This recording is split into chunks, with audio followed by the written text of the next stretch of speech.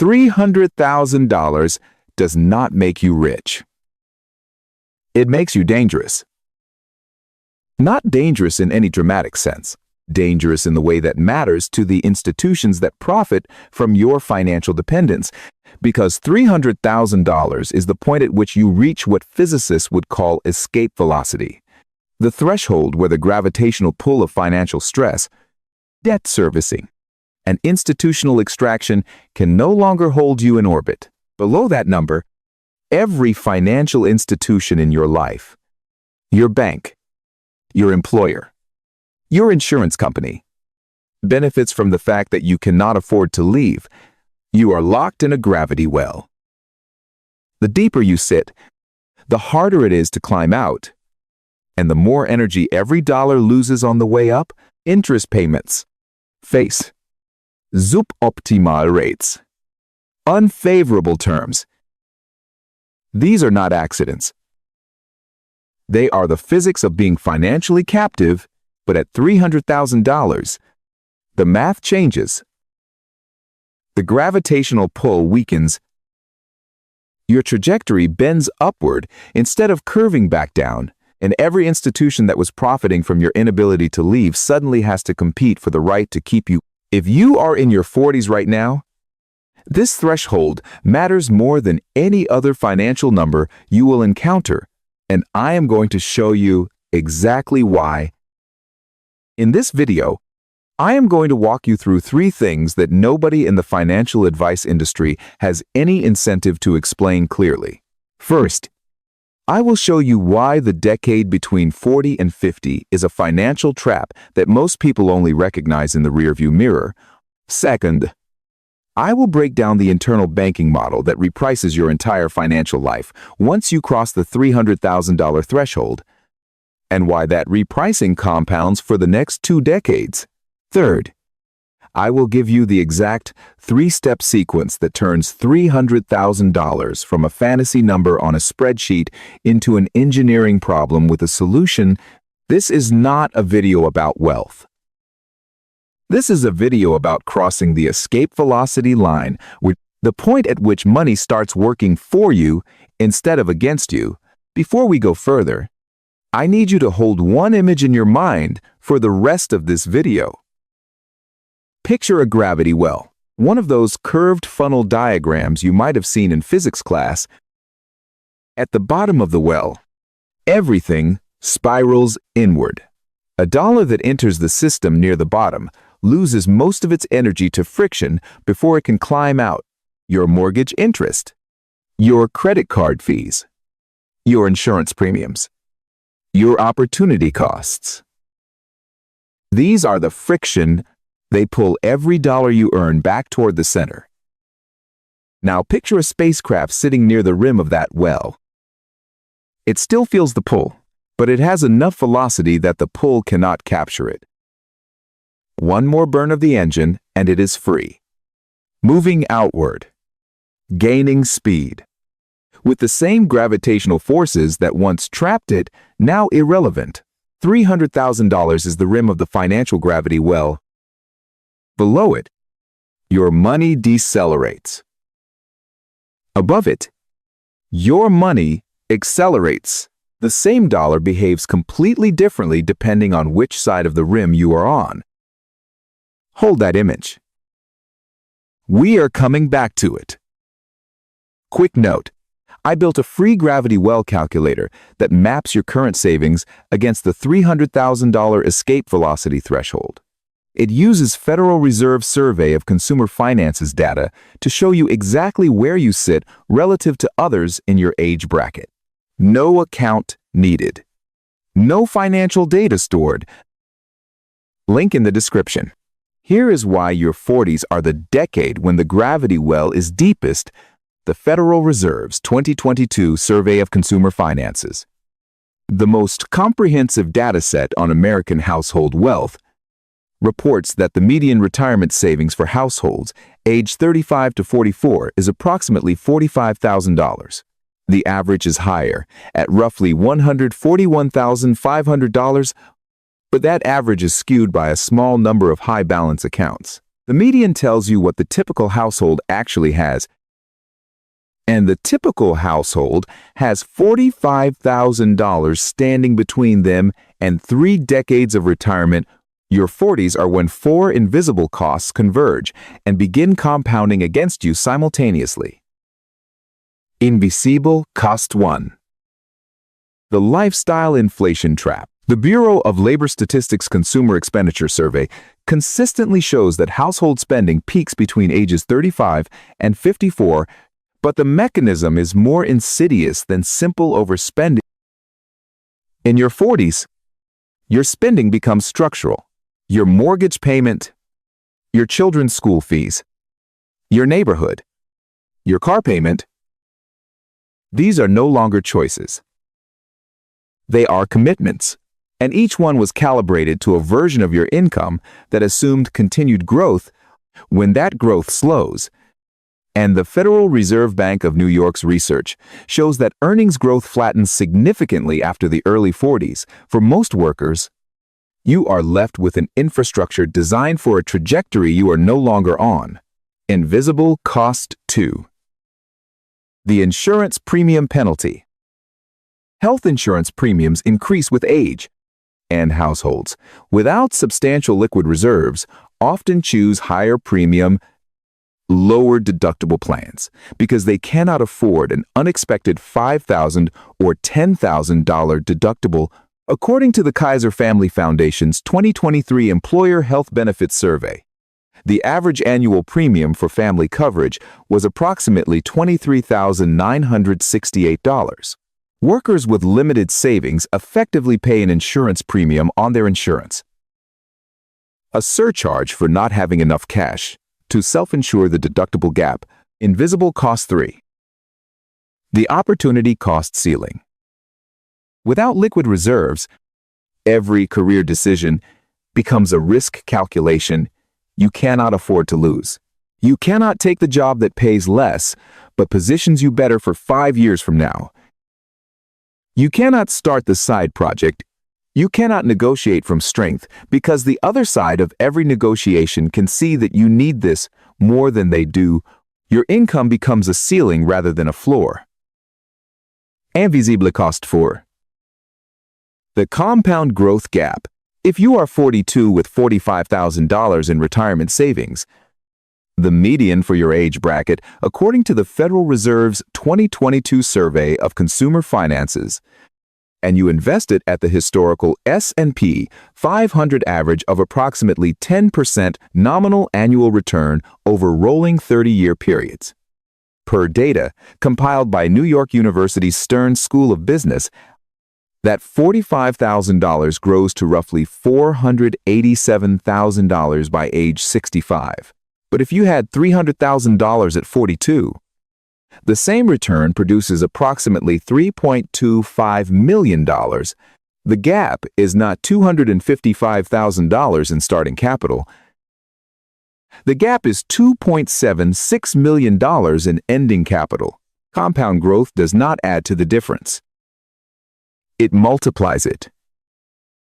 These 4 costs create what I call the gravity well of your 40s. Each one deepens the well. Each one makes the next dollar harder to save. And each one is invisible on a monthly budget because none of them shows up as a single line item. They are the friction that slows every dollar on its way up. $300,000 is the escape velocity that breaks through all 4. Here is how it looks in practice. Let me tell you about Ryan. Ryan is 41. A project manager at an engineering firm in Houston. He earns $92,000 a year. His wife works part-time as a dental hygienist, bringing in another $34,000. Combined household income, $126,000. By the visible metrics, they are comfortable. 3-bedroom house in a decent school district. 2 kids under 10. 1 car payment. 1 paid off. Here is what the visible picture does not show. $22,000 in a savings account earning 0.15%. $41,000 in a 401k that he has been contributing to inconsistently since his early 30s. $278,000 remaining on the mortgage. $11,000 on a credit card from a combination of car repairs and a family emergency room visit that insurance covered about 65% of net worth on paper, including home equity, roughly $174,000. Liquid runway if both incomes disappeared tomorrow, about 6 weeks.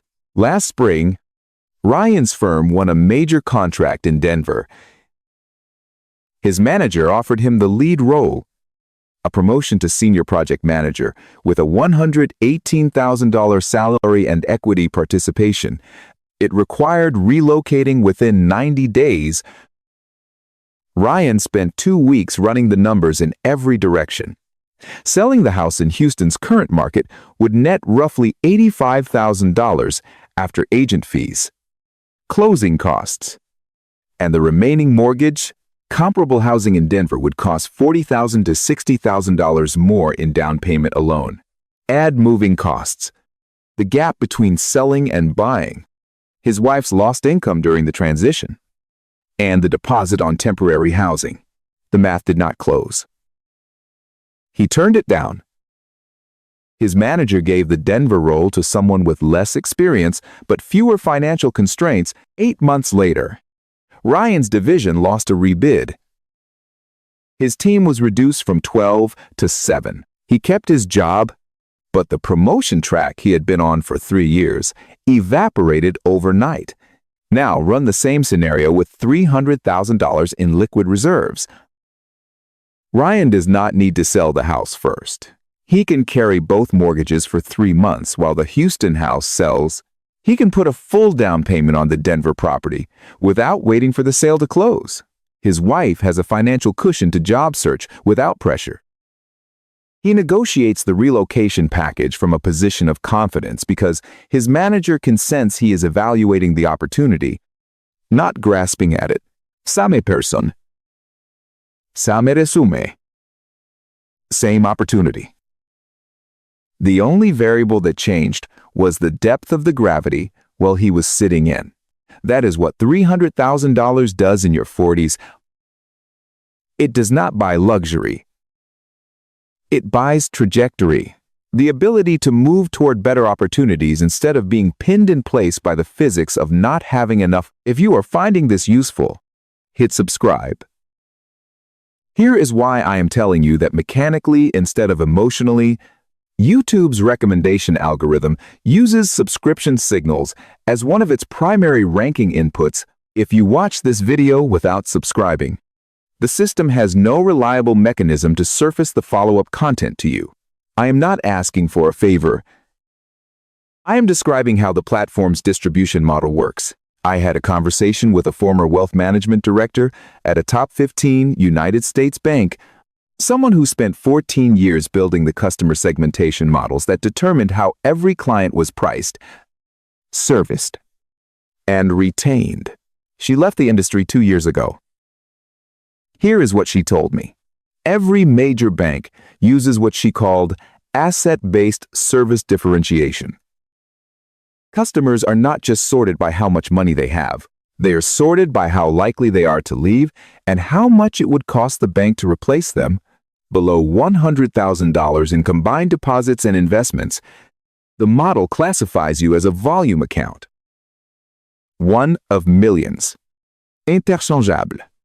Serviced at the lowest cost tier between $100,000 and $250,000.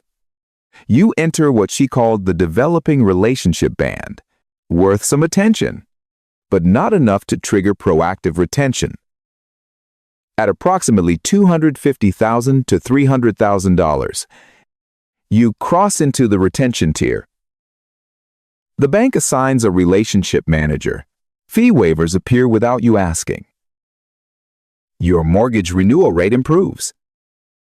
You start receiving calls instead of making them, not because the bank suddenly cares about you as a person. because the model has calculated that losing a $300,000 client costs the institution between $8,000 and $15,000 in lifetime revenue, and replacing them costs even more. She told me the most revealing internal metric, the defection cost ratio. For a client at $50,000, the defection cost is negligible. The bank might not even notice you left. For a client at $300,000, the defection cost triggers an automated retention protocol. The system generates an alert. A human being picks up a phone. This is the shift Ryan was sitting below, not a shift in how much money you have. A shift in how much it costs someone else when you leave. Let me run a real scenario. Not an optimistic one. A median one. According to the Federal Reserve's 2022 Survey of Consumer Finances, the median household income for ages 35 to 44 is approximately $86,470. The median retirement savings for the same age bracket is $45,000. The 2025 Bankrate Emergency Savings Report found that 59% of Americans are uncomfortable with their level of emergency savings, and 27% have no emergency savings at all. So let us start with a household that looks like the median income of $86,000, $18,000 in a high-yield savings account, and $45,000 in a 401k. Total investable assets, $63,000. Gap to $300,000, $237,000. Here is the 7-year path. Not the aggressive version, the mechanical version. Step 1. Redirect $1,200 per month to savings and investments. That is 16.7% of gross income. Aggressive, but not extreme for a dual-income household that audits its extraction rate of that $1,200. Put $500 into a high-yield savings account, earning approximately 4.5% annual percentage yield. Competitive rates as of mid-2025. And $700 into a low-cost S&P 500 index fund with an expense ratio below 0.05%. Step 2. After 7 years, the high-yield savings account, contributions of $500 per month at 4.5% compound to approximately $49,300. The index fund contributions of $700 per month at an assumed 10% nominal annual return. The historical S&P 500 average over rolling 30-year periods per New York University Stern data compound to approximately $86,100. The original $18,000 in the high-yield savings account grows to approximately $24,600. The original $45,000 in the 401k grows to approximately $87,600 at 10%. Total after 7 years, approximately $247,600 from compounding and contributions, plus the original balance is grown. Combined total, approximately $247,600 in new value, plus the original $63,000 grown to $112,200 for a grand total approaching $310,000. That is not a fantasy. That is compound interest applied to consistent behavior at the median American income. No inheritance. No lottery. No side hustle. Just the physics of money when friction is reduced. Here is what the financial services industry does not want you to understand about the $300,000 threshold. At $300,000, you become eligible for fee-based financial advisory services. The typical fee ranges from 0.75% to 1.25% of assets annually on $300,000. That is $2,250 to $3,750 per year. What does that buy? in the overwhelming majority of cases. An asset allocation strategy that you could replicate with 2 or 3 low-cost index funds from Vanguard, Fidelity, or Schwab. Total expense ratios between 0.03% and 0.10% on $300,000. That is $90 to $300 per year. The difference, roughly $2,000 to $3,400 annually, is not the cost of advice. It is the cost of complexity. The advisory industry's business model depends on making your financial life feel too complicated to manage alone. Because if you understood that the optimal strategy for 90% of households fits on an index card, their revenue model collapses. The strategy that the industry cannot charge for. Maintain liquid reserves covering 8 to 12 months of household expenses. Invest everything above that in a diversified, low-cost, total market index fund. Automate contribution. Do not check the balance more than once a quarter. Rebalance once per year. That is the entire strategy. It requires approximately 1 hour to implement and 0 hours per month to maintain. An advisor who told you this would be giving you correct, evidence-based guidance and would immediately render themselves unnecessary. That is the structural conflict at the center of every fee-based advisory relationship. Remember Ryan, the project manager who turned down the Denver promotion because the gravity well held him in place? 14 months after his team was downsized, Ryan and his wife sat down and calculated what he calls their drag coefficient, the total annual cost of financial friction, credit card interest on the $11,000 balance, approximately $2,640 at 24% annual percentage rate, a car loan at 6.4% because they financed at the dealership without leverage to negotiate, an insurance plan with a $2,000 premium surcharge because they chose the low-deductible option. They could not risk a $6,000 surprise, a savings account paying 0.15% instead of 4.5% because they never moved the money. Total drag. Approximately $5,800 per year. They made 3 changes. First, they automated $1,400 per month into a separate high-yield savings account at a different institution. The one paying 4.5% instead of 0.15%. Second, they eliminated $340 per month in subscription and convenience spending. They had not audited in 3 years.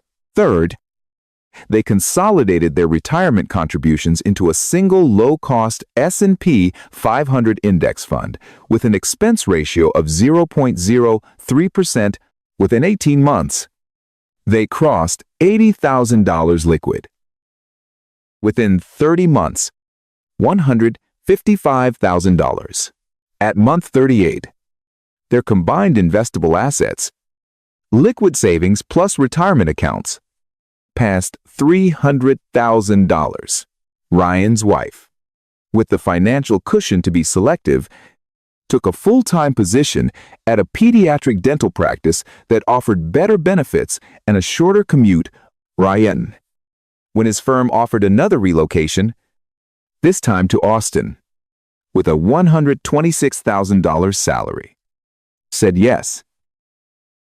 Not because he was desperate, because the math finally worked. The gravity well did not disappear, but they had reached escape velocity. The same forces that once held them in place were now behind them. Action 1. Calculate your drag coefficient. Pool 12 months of bank and credit card statements. Add every interest charge, every fee, every insurance premium you have not comparison shopped in 2 years, and every dollar sitting in an account paying less than 4% when alternatives exist. For households in the 40s gravity well, this number typically runs between $3,500 and $7,000 annually. That is not spending, that is drag. Energy lost to friction that could be propelling you toward escape velocity. Action 2. Open the escape hatch. Open a high-yield savings account at a separate institution from your primary bank. In mid-2026, competitive rates run between 4 and 5% annual percentage yield. Your primary bank is likely paying 0.01 to 0.40% on $30,000. That difference is roughly $1,200 to $1,500 per year in interest you are currently donating to your bank's shareholders. Set up automatic transfers on the day after each paycheck. The amount matters less than the automation. $500 per month at 4.5% for 7 years compounds to approximately $49,300. Nearly $50,000 generated by a single automated decision. Action 3. Reduce your orbital friction. Cancel any advisory relationship charging more than 0.50% of assets unless you have a genuinely complex tax, estate, or business succession situation.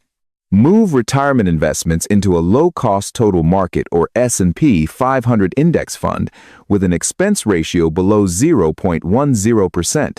Stop checking your portfolio more than once per quarter. Rebalance once a year.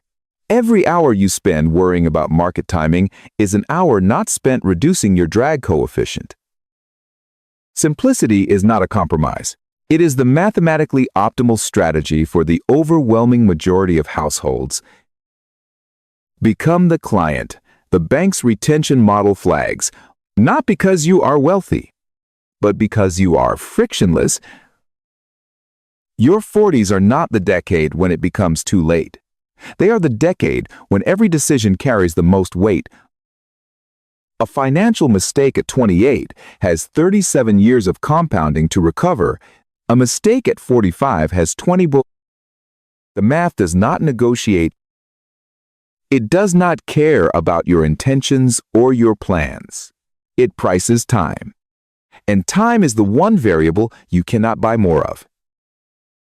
$300,000 is not a magic number. It is the approximate threshold at which the gravity well of your 40s loses its hold, at which the bank stops extracting and starts competing, at which your employer stops, assuming you will accept any terms because you have no alternative, at which your financial decisions start being driven by trajectory instead of survival.